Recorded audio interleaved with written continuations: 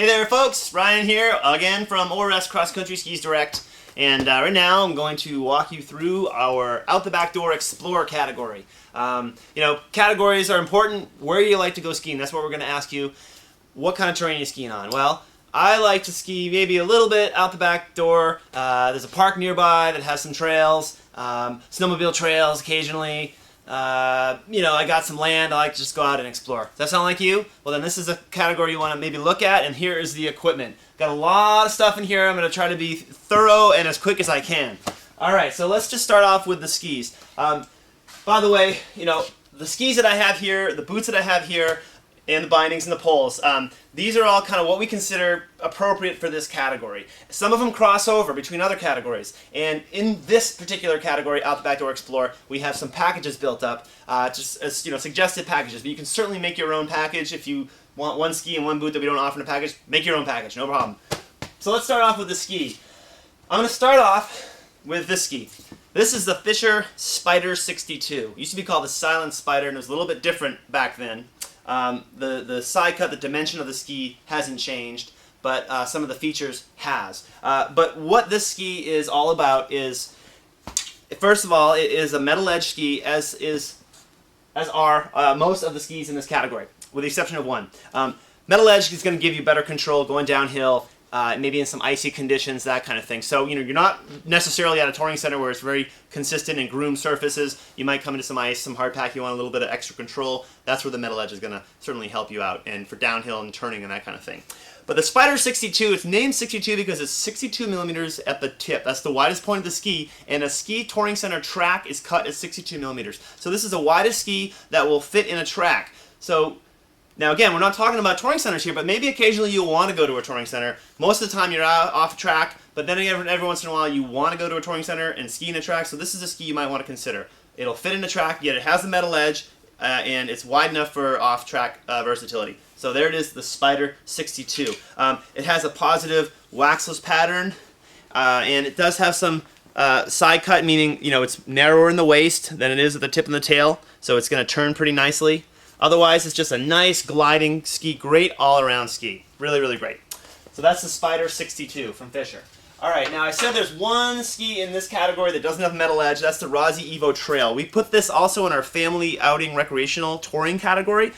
In that category, it's a wider ski, meaning more stable for a beginner, that kind of thing. In this category, it's just a wider ski for soft snow, deep snow. Maybe you're going off the trail. You don't necessarily need the metal edge all the time. This is just wide for kind of shuffling around in, meadows and that kind of thing. It's a lot of fun. Big old waxless pattern on that thing.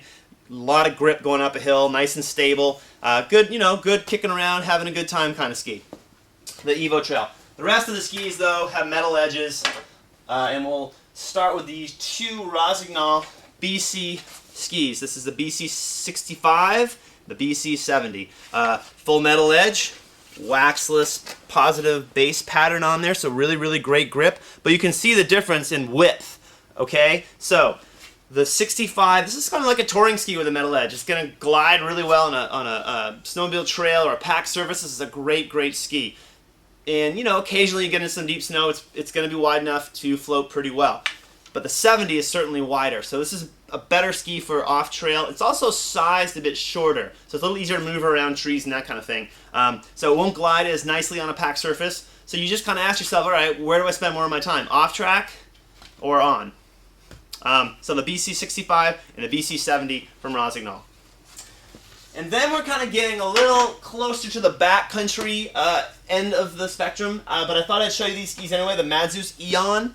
All right, now we're getting a pretty wide ski, full metal edge again, but relatively, minimal in the side cut. So it's not a super shape. It does have, side cut, but really this is a backcountry touring ski. Great, great ski for, the vast trail here in Vermont. Long tours over terrain where it might be packed down, but it's certainly not groomed. You might come into some ice, you might come into some packed snow, you might come into some deep snow, you might want to make some turns. Super versatile. It's really kind of a do-it-all ski. It won't go into a touring center, of course, but you're all around really nice backcountry touring ski, the Madzeus Eon. It's a waxless base. And this year they finally decided, after hearing so many people say, hey, can I get a full metal edge ski that's waxable? Well, now you can. The Eon Wax. There it is. No fish scales on there. Go ahead and wax it all day long. If you like that kind of thing in the backcountry world, there you go. This is the ski for you. Otherwise, it's the same ski. And then the last ski in this category is the Alpena Light Terrain. This has, quite a bit of side cut. I don't know if you can see the shape to it. So it's a nice turning ski. Good old explore around, kick around, go anywhere kind of ski. The nice Alpena Light Terrain. Now, when you're looking at these skis, you got to think about the boots. In this category, we actually have 3 different types of boots that could possibly work. The Eve T20 Plus from Alpena and the T20 Plus from men. This is actually a touring boot, but it does have a cuff, so it does give you enough lateral stiffness to steer like the Spider. Certainly on the Evo Trail here, and maybe even the BC70 and 65. I wouldn't go into this category, however. I would stick to this and more toward the narrower, but certainly a great all-around boot for a narrower metal edge ski. But a better choice when you're talking metal edge is a backcountry boot. The backcountry boot uses a backcountry binding. It's a wider platform underneath your foot. The boots are going to have a little more support, so they can steer a wider ski. This is a Rossignol BCX2, so kind of a light-duty backcountry boot, and super cozy, warm, comfortable, and it works great on any of these models here, really. But again, because it's a light-duty backcountry boot, I would stay more towards. Excuse me. Hello, I'm in the middle of a very important video. Call me back later. All right, sorry about that, people. Okay. All right. So light-duty backcountry boot. 65, the 70, the Trail, the Spider. Awesome. Maybe not the Eon, maybe not the Light Terrain. If you're thinking backcountry system and you want to use those wider metal edge skis, then you want to go to the Alpena 1550. You got a cuff, you got a power strap, a lot more lateral stiffness. It's a beefier boot, super warm, super comfortable. Best backcountry boot system, backcountry boot I should say, available. And it is available in the women's 1550, nice blue color. And I mean, this is just again, warm, cozy, comfortable, supported boot that will rock on any of these skis here. And then I also threw in really quickly the 1575. It's the same exact upper as the 1550, only it has a 3-pin sole. 3-pin is going to give you more contact to the binding for a bigger ski. So if you want more turning ability when you're going to the wider end of the spectrum, the Light Terrain or the Eon, this might be the boot for you. I wouldn't go anywhere near these skis. It's overkill. You don't need it. Stick with the lighter duty, more touring friendly system backcountry boots.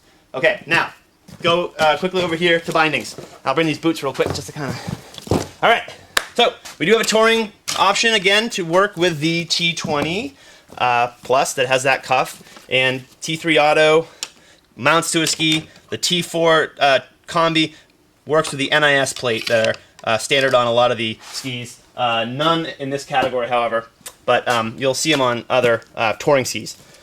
But generally in this category, we're looking more backcountry system style. So we got the NNN BC Auto, which is an automatic step-in style binding to work with the 1550 or the BCX2 backcountry NNN BC boots. So those match right up. And then we have the Magnum, which is a manual binding rather than a step-in. A little more reliable, won't ice up, I suppose, although these rarely do. But the big thing is it has a wider platform underneath your foot. See that? So if you're thinking a system backcountry binding on a wider ski, this is a better choice because it gives you more leverage. So the BC Magnum looks great on the Eon. It would work great on the Light Terrain. The BC70, you could put it on the 65 and these other models, but if you're thinking the 65 and the Trail and the Spider, then you might want to just stick with the Auto, That's enough binding for those. And then if you are thinking 3-pin, where'd it go? There we go. Because you want to go with the Eon, you want that more downhill control, or the Alpena Light Terrain, then we have the Volet 3-pin HD binding. And again, the reason why you get more control is because the boot goes in and you got the wings of the binding to really help steer that ski. It gives you a lot more contact rather than just being connected at the very end by a tow bar. But what's nice about this system is for kicking and gliding, there's less binding there. It's a much lighter feel. So think about what is your priority. You want more downhill control. That's your optimum thinking thought. go with a heavy-duty 3-pin. Otherwise, the NNMBC stuff is great. Poles, I don't know. We got some poles. Swick's aluminum basic touring pole, touring basket. So not for the deepest snow in the world. A better choice in the backcountry out the back door is the Alpena XT pole, which has a bigger basket for the deeper snow. It's a tapered shaft, has a nicer strap. You'll see this in a lot of our backcountry and out the back door Explorer packages. And if you're thinking you like an adjustable pole, the Black Diamond Traverse. You know, sometimes you're on a packed surface, you want to lengthen it for when you're really kicking and gliding. You can do that, or you can shorten it for when you're just sort of shuffling along. So the Black Diamond Traverse adjustable backcountry pole is a great option as well.